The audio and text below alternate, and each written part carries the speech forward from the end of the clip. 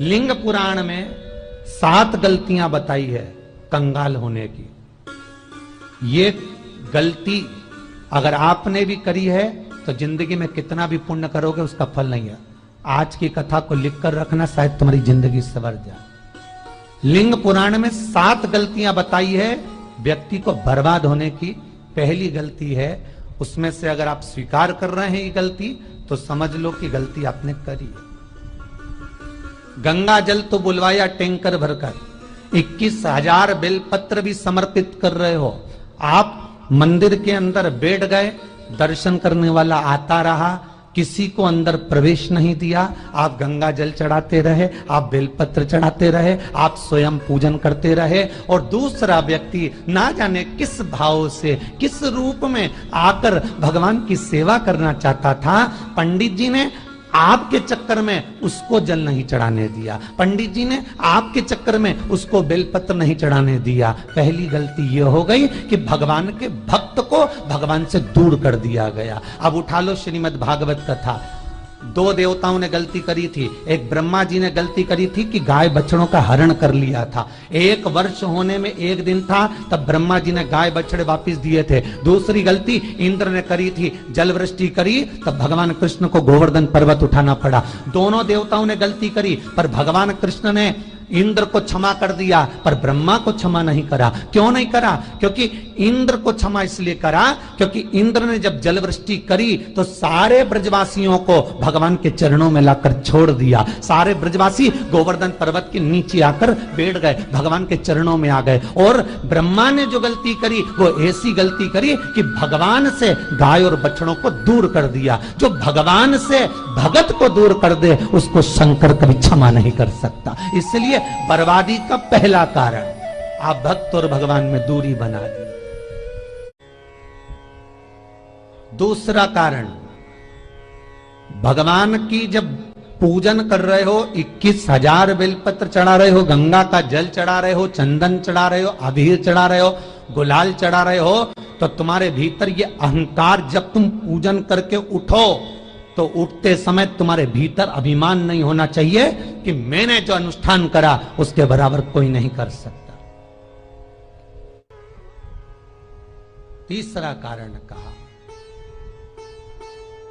कि भगवान की सेवा तो आप कर रहे हो, भगवान की चाकरी में तो आप लगे हो, भगवान की आराधना भी कर रहे हो, दिया भी लगा रहे हो, धूप बत्ती भी लगा रहे हो, स्नान भी करा रहे हो, पंचामृत स्नान भी करा रहे हो, सारी पूजन अर्चना सब तुम कर रहे हो। पर हो सकता है इस पूजन अर्चना में आप केवल 3 घंटा पूजन करते हो और बाकी के समय किसी न किसी की जीवात्मा को दुख पहुंचा रहे हो। एक कथा में एक बात कही थी कि भले मंदिर में दिया मत लगाओ, भले मंदिर में जाकर धूप बत्ती मत जलाओ, भले मंदिर में जाकर भोग मत लगाओ, भले मंदिर में जाकर जल मत चढ़ाओ, कुछ मत करो, भले भगवान को नए कपड़े मत पहनाओ, भले तुम्हारी मर्जी पड़े भगवान को भोग मत लगाओ, पर शास्त्र कहता है कुछ मत करो, पर एक काम जरूर करना कि किसी के चेहरे पर प्रसन्नता ला देना तो मंदिर में दिया जलाने के बराबर होगा। किसी के चेहरे पर चमक ला देना, प्रसन्नता ला देना तो अगरबत्ती लगाने के बराबर होगा। किसी गरीबड़े के, किसी दुखी के चेहरे पर अगर तुमने प्रसन्नता ला दी तो वो भगवान को कपड़े पहनाने के बराबर होगा। मालूम पड़े तुम मंदिर में पूरी सब्जी बांटो, मंदिर में भोजन कराओ, मंदिर में सारा पकवान चढ़ाओ, और कोई तुम्हारे कारण अगर दुखी है तो तुम्हें वो सुख का भान नहीं हो सकता। तीसरा कारण है हमारा, वो सुख नहीं मिल सकता। चौथा कारण है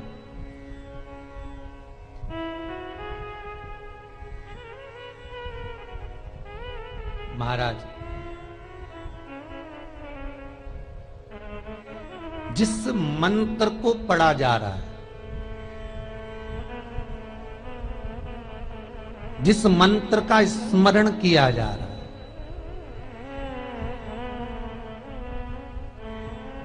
जिस भगवान की माला को हम जप रहे हैं, हम पाठ कर रहे हैं, उसमें त्रुटि। उठा लीजिए दुर्गा सप्तशती। दुर्गा सप्तशती का हिंदी अनुवाद में एक थोड़ा सा दृष्टांत दिया है, आपको मालूम होगा।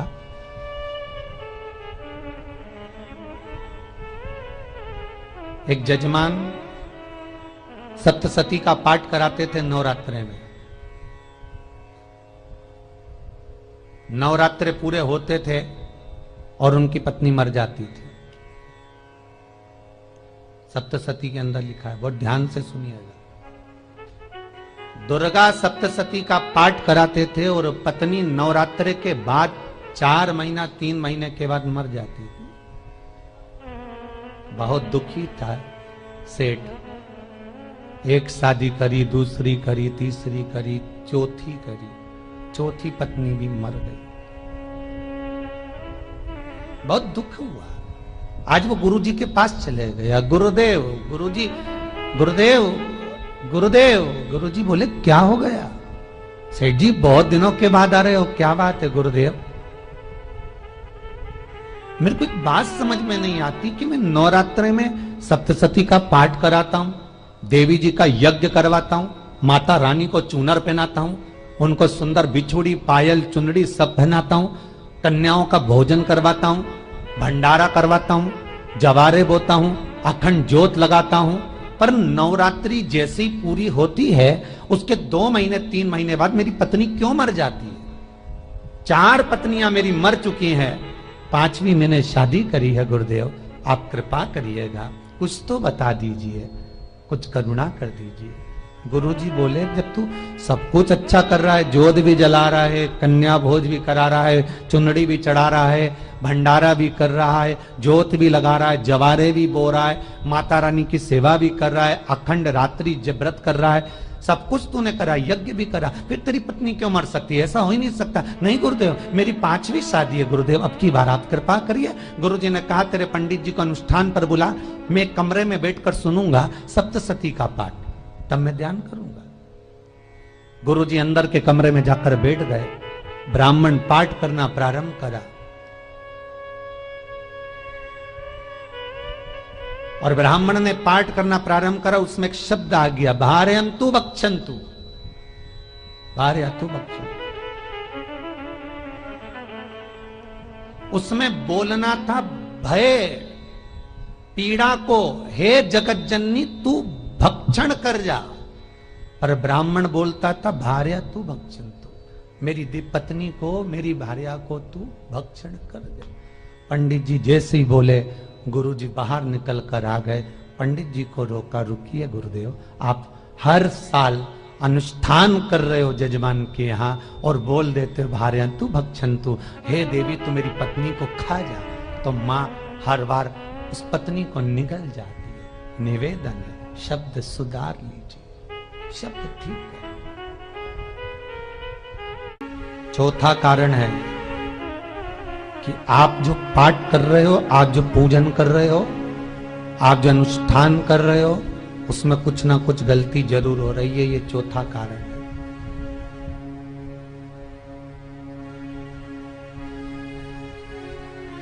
एक बार पूरे घर के लोगों को बिठाओ, अपने घर के लोगों को, मम्मी से पूछना, मम्मी तुम कौन कौन सा पाठ करती हो? एक बार मम्मी से पूछ, फिर एक बार पापा से पूछना, पापा आप कौन कौन सा पाठ करते हैं सुबह? फिर बहू से पूछना, भाभी आप कौन कौन सा पाठ करती हो? फिर छोटी दुल्हन से पूछना, छोटी दुल्हन तुम कौन कौन सा पाठ करती हो? भैया आप कौन कौन सा पाठ करते हो? आप कौन कौन सा पाठ करते हो? पूछना। जब घर के अंदर बड़ी बहू अलग तरह का पाठ कर रही है, छोटी बहू अलग तरह का पाठ कर रही है, मंजली बहू अलग तरह का पाठ कर रही है, माँ अलग तरह का पाठ कर रही है, पति अलग तरह का पाठ कर रहा है, तो उसका जो प्रभाव है, कौन सी चीज कहां टकरा रही है, जिसके कारण घर में रोग इतना है कि कोई सही होने वाला ही नहीं है। अब तुम कहो कि सीवर वाले गुरुजी ने उपाय बताया, हमने बहुत करा, पर सही क्यों? तो सही क्यों नहीं हो रहा है? उसका कारण है या तो बड़ी बहू जो पाठ कर रही, या सास जो पाठ कर रही, जो पति जो पाठ कर रहा है, नाते जो भी उस घर के अंदर रहकर जो पाठ अर्चना कर रहा है, उसमें जरूर कुछ ना कुछ ऐसा हो रहा है जिसके कारण वो काम नहीं कर पा रहे। उसमें कुछ ना कुछ गलती हो रही है जिसको तुम समझ नहीं पा रहे, जिसको तुम अपने आप को बहुत विचार करते हो कि मेरे बराबर कोई नहीं कर सकता, मैं शंकर की भगत, मैं राम की भगत, मैं कृष्ण की भगत, मैं जो करती हूँ बहुत अच्छा करती हूँ, मैंने जो किया बहुत अच्छा करा, पर हो सकता है उसी कारण आपको दुख झेलना पड़ रहा।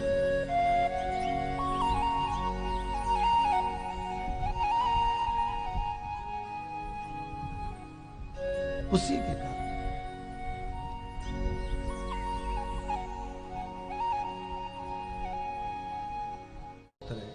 महाराज, हमने जो दान किया, हमने जो पुण्य किया, हमने जो सत्कर्म किया, वो किस जगह पर लगा?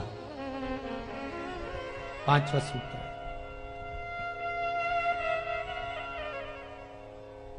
जो आप दान कर रहे हो, जो आप पुण्य कर रहे हो, सत्कर्म कर रहे हो, वो किस जगह पर लगा? ये पांचवा सूत्र। फिर निवेदन करेंगे, गाय, बेटी और लक्ष्मी 50 बार विचार करना, तब किसी को देना। बेटी किसी ऐसे को मत ब्याह देना जो जुआ खेलता हो, मदिरापान करता हो, मांसाहार करता हो, वेश्यावृत्ति करता हो। वो बेटी का सम्मान नहीं करेगा, बेटी रोएगी तो कन्यादान करने वाले को रोना पड़ेगा। दूसरे नंबर पर गौ माता, गाय ऐसे ब्राह्मण को दान मत देना कि ब्राह्मण के घर में खुद रहने की जगह नहीं और गाय को ले जाकर तुमने दे दिया और उस ब्राह्मण ने जब तक दूध दिया बांध कर रखा, एक तगाड़ी बाल्टी साड़ी के चक्कर में ले लिया, सोने के सींग के चक्कर में ले लिया और बाद में वही गाय कसाई के हाथ में बिक गई और कसाई ने काटा तो बद्दुआ तुमको लगी। बेटी, गाय और लक्ष्मी, पैसा भी किसी ऐसे भिखारी के कटोरे में मत दान देना कि जिसने ले जाकर मदिरापान में लगा दिया, जुए में लगा दिया, वेश्यावृत्ति में लगा दिया। अगर जिस भिखारी के कटोरे में पैसा दिया उसने शाम को ले जाकर मदिरापान में, जुए में लगा दिया, तो लक्ष्मी रोती है कि तूने मुझे गलत जगह पर दिया है, इसलिए अब तुझे रोना पड़ेगा। तब व्यक्ति को रोना पड़ता है, फिर व्यक्ति रोता है। गाय, बेटी और लक्ष्मी 50 बार विचार करो, क्या सही जगह पर दे रहे हो? और अच्छी जगह पर दोगे तो संपदा भी बढ़ती है, सुख आता है। अगर बेटी सुखी रहेगी तो मायके के लोग सुखी रहेंगे, गौ माता सुखी रहेगी तो संसार सुखी रहेगा। और आपने जो धन दिया, आपने जो पैसा दिया किसी भिखारी के कटोरे में, अगर उसने गलत जगह पर लगाया तो रोना तुमको पड़ेगा। किसी आजकल के भिक्षुकों को अगर रोटी दे दो तो लेते ही नहीं, आटा दो तो नहीं लेते।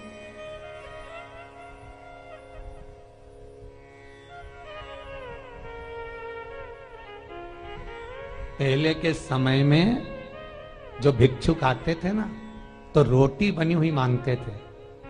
बूढ़ी बूढ़ी माताएं जानती होंगी, चिमटा बजाकर, घुंघरू बजाकर कहते थे भोजन, तो 2 रोटी निकाल कर दे दी जाती थी घर से। लो बाबा, तो माता इतना प्रेम रखती थी, केवल रोटी नहीं देती थी, बाबा बैठो हम सब्जी ला कर देते। इतना प्रेम था बुजुर्ग माताओं का, बैठो। और आज के जमाने में अगर रोटी दे दो तो फेंक दे नली में ले जाके, पैसा चाहिए। क्यों? शाम को पीने के लिए चाहिए ना, मदिरा पान के लिए, मांसाहार के लिए, जुए के लिए, वेश्यावृत्ति के लिए धन चाहिए।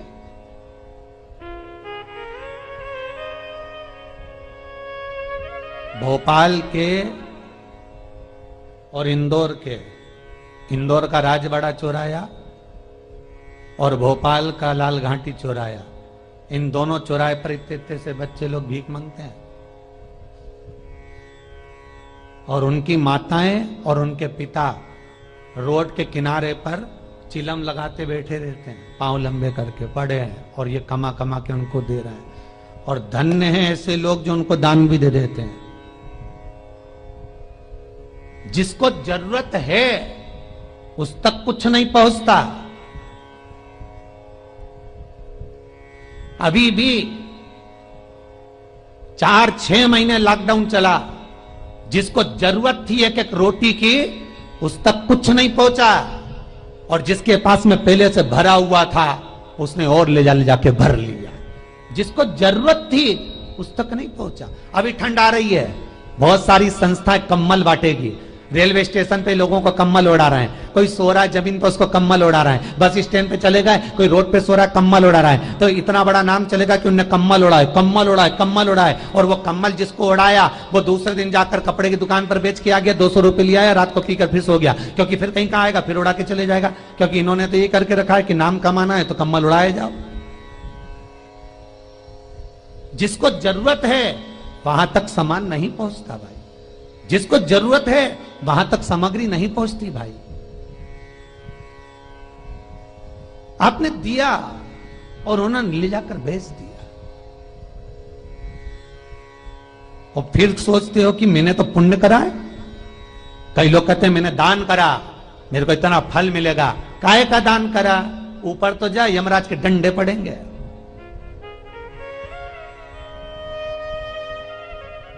रेल में, ट्रेन में आप बैठ जाओ, रिजर्वेशन कोच में, छोटे छोटे लड़के आते हैं, अपना कपड़ा उतारते हैं।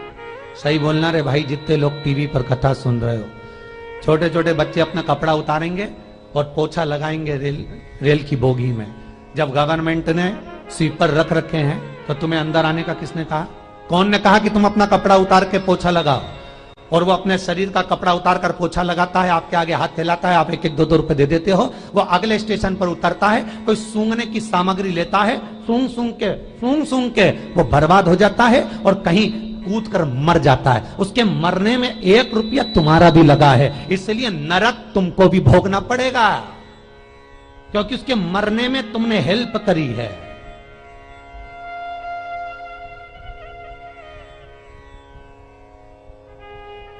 तुमने तो रुपया दिया था भोजन करने के लिए, उसने कोई सूंघने की सामग्री ले ली और सूंघ सूंघ के नशे में मर गया। उसके मरने में 2 रुपए तुम्हारे हैं, 1 रुपए तुम्हारा है, तो भोगना तो तुमको भी पड़ेगा ना।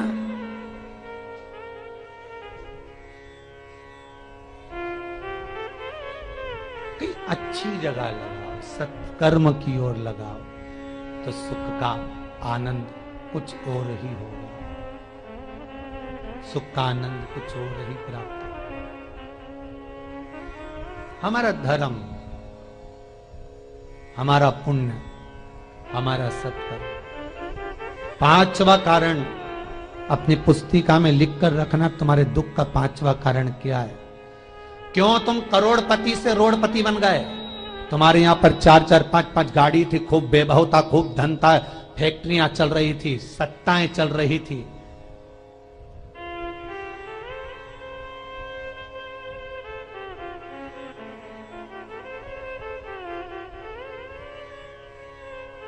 खूब सत्ताएं थी, खूब वैभव था, खूब धन था, पर कुछ भी नहीं, सब धरा की धरा रह गए। सारा कोई वैभव बचा ही नहीं, कोई वैभव नहीं। एक हमारे सेंधवा के भगत हैं महाराज, बड़े भावपूर्ण भगत।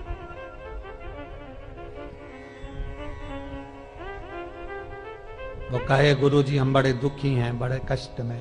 हमने कहा कष्ट का कारण कुछ ना कुछ जरूर होगा, दुख का कारण जरूर कुछ ना कुछ होता है। कहने लगे गुरुजी हमारी तो जीनिंग चलती थी, खूब फैक्ट्रियां चलती थी, इतना जीनिंग फैक्ट्रियां थी, इतना चलता था।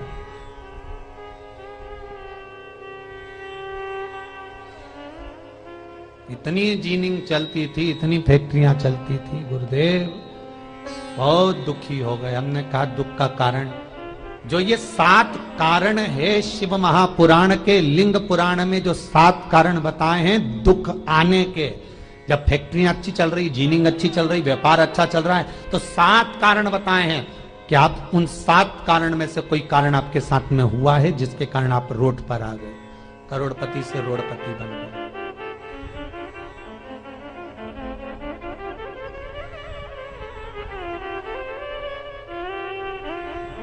कभी कभी नगर में, गांव में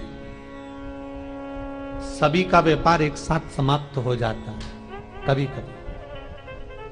कभी गांव में, नगर में सबका व्यापार एक साथ समाप्त हो जाता है, सबका व्यापार एक साथ ही खल्लास हो जाता है, समाप्त, सभी कर्जे में हो जाते हैं। तो समझ लेना कि उस गांव के खेड़े का देव महादेव, उस गांव का खेड़ापति भगवान शंकर, उस गांव का शिव जरूर रुष्ट हुआ है, जरूर रुष्ट हुआ।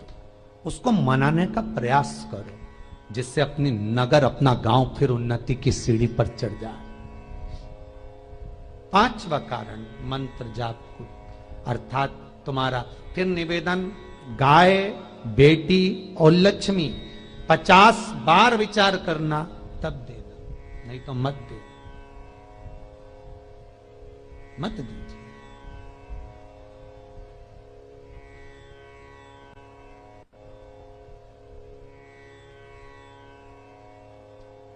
और महाराज भगवान शिव की कथा का छठा कारण बता, हमारे दुख का कारण छठा कारण,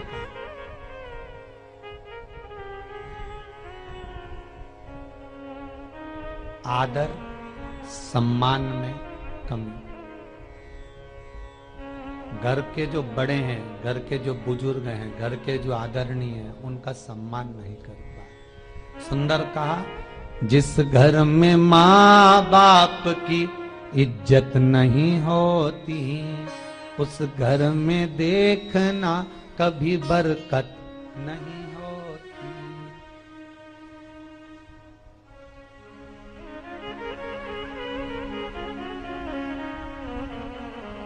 छठा कारण है सम्मान, सत्कार, आदर ना होना। जब धन, सातवां कारण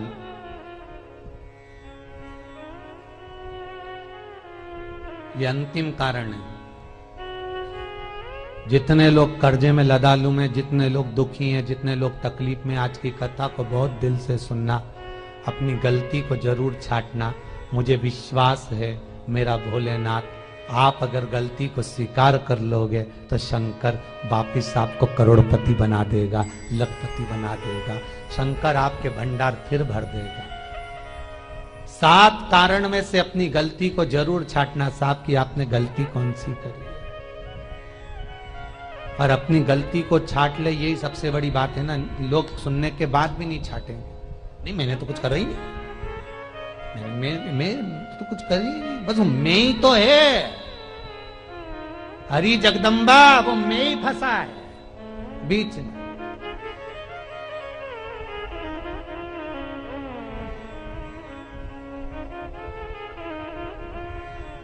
सातवां कारण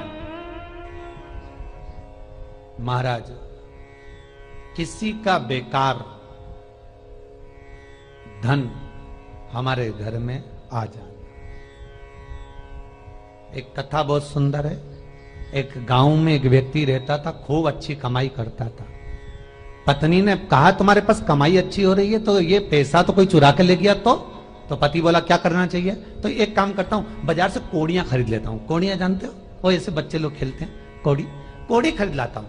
अब गांव का व्यक्ति रोज कोड़ियां खरीद के लाए, उनके यहाँ बोरे पे बोरे भरा गए, बारदान पर बारदान भरा गए, पूरा कमरा कोड़ियों से भरा गया। एक दिन राजा बीमार पड़ गया।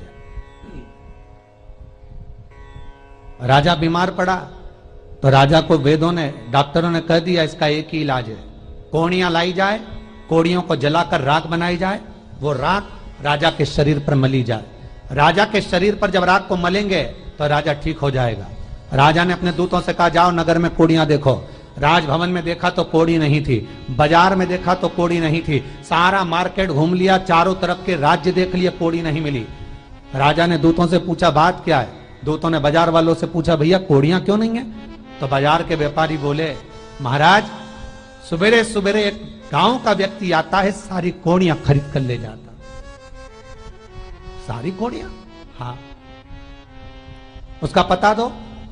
दुकान वालों ने पता दिया, वो वहां पहुंच गया, उसको डराया। राजा के दूतों ने तेरे पास कोड़ियां हैं? हाँ, पर मैंने अपने पैसे से खरीदी है, फ्री की नहीं है, खूब खर्चा कर कर मैंने कोड़ियां जोड़ी हैं। राजा बीमार पड़ा है, कोड़ियां ला के दे। उसने मना करा, दूतों ने डराया, ठीक है लो। उन्होंने बारदान खोल लिया, झोला खोल लिया, बैग खोल लिया। राजा के दूतों ने बैग खोला, वो गांव का व्यक्ति एक थाली में कोड़ियां लाता, उस पर हाथ फेरता और झोले में डालता जाता, फिर भर कर लाता, फिर हाथ फेरता, फिर झोले में डालता। राजा के दूतों ने कहा एक बार में पूरा बारदान उठाकर क्यों नहीं दे देता, ये बार बार हाथ क्यों फेर रहा है? वो गांव का व्यक्ति बोला, महाराज मैं कोड़ियों को थाली में भरकर हाथ इसलिए फेर रहा हूं, इन कोड़ियों में से मैं वो एक कोड़ी ढूंढ रहा हूं कि ऐसी कौन सी कोड़ी मेरी इन कोड़ियों में आकर मिल गई जो मेरी इतनी सारी कोड़ियों को लेकर जा रही है।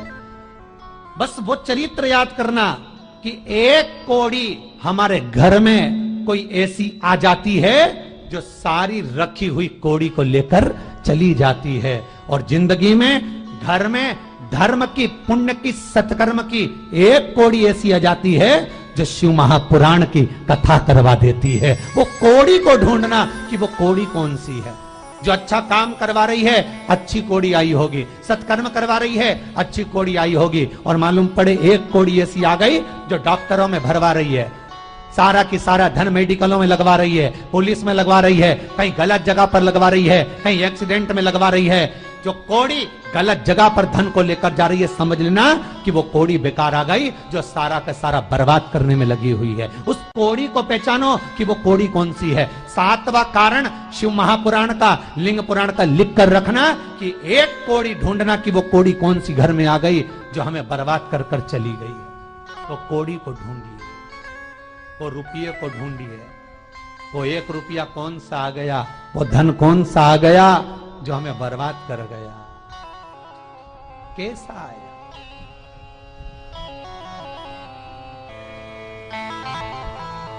धन कौन सा आ गया ऐसा जो हमें बर्बाद कर दे।